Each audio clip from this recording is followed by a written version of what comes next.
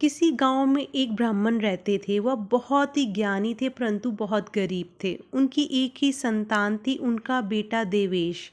ब्राह्मण ने बहुत मेहनत से उसे पढ़ाया लिखाया। ब्राह्मण की मेहनत रंग लाई। उनका बेटा बड़ा ऑफिसर बन गया परंतु उसे अपना गांव छोड़कर शहर आना पड़ा। अभी उसे काम करते हुए एक ही साल हुआ था कि उसे ये समाचार मिला कि उसकी माँ की मृत्यु हो गई है। देवेश केवल 3 दिनों के लिए ही अपने गांव आया और सारी विधि से माँ का संस्कार करके वह वापस चला गया। ब्राह्मण अकेला रह गया। 3-4 साल बीत गए। ब्राह्मण को अपने पुत्र की बहुत याद आने लगी। तब तो फ़ोन की भी सुविधा नहीं थी कि वे फ़ोन पर बात करके अपने पुत्र का हालचाल पूछ लेते। उन्होंने सोचा चलो अपने पुत्र के पास कुछ दिन रह लेता हूँ। उनके पास पुत्र के ऑफिस का एड्रेस था। वह पहुँच जाते हैं पुत्र के ऑफिस। वहाँ पर सिक्योरिटी गार्ड उनके फटे पुराने कपड़े, हाथ में माला और कमंडल लिए देख रोक लेता है। ब्राह्मण उसे कहते हैं कि आपके ऑफिस में जो कलेक्टर है वो मेरा बेटा है।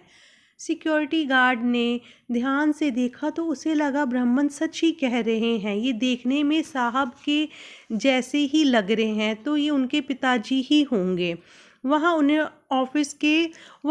ऑफिस के अंदर आने की अनुमति दे देता है। देवेश वहाँ बड़े बड़े ऑफिसरों के साथ बैठा होता है। गार्ड आकर देवेश के कान में कहता है कि साहब आपके पिताजी आपसे मिलने आए हैं।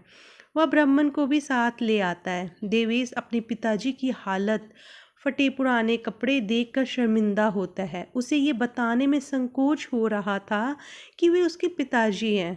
वह कहता है कि ये मेरे पिता नहीं हैं बल्कि ये मेरे पिताजी के दोस्त हैं। ये मेरे पिताजी जैसे ही हैं। सबके सामने देवेश छवि ना खराब हो जाए कि उसके पिता इस तरह से रहते हैं, उसने अपने पिता को पिता मानने से इनकार कर दिया।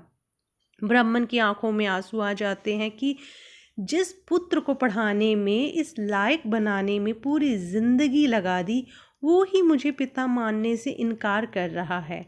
वे वहाँ से चले जाते हैं। वे प्रण लेते हैं कि अब वे अपने पुत्र से कोई रिश्ता नहीं रखेंगे और ना ही अब वे अपने घर जाएंगे।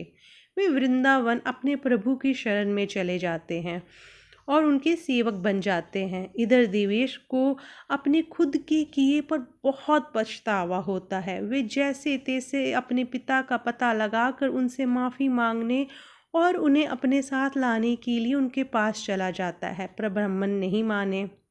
बेटा बहुत रोया पछताया पर ब्राह्मण फिर भी नहीं माने। देवेश के पास पछतावे के सिवा कुछ नहीं था। दोस्तों, इस कहानी के द्वारा मैं आपसे ये कहना चाहती हूँ कि भगवान और माँ बाप की कृपा से अगर हमें कोई पद मिलता है तो भी हमें उनकी इज्जत करना नहीं भूलना चाहिए। Thanks for watching. Please like and subscribe my channel.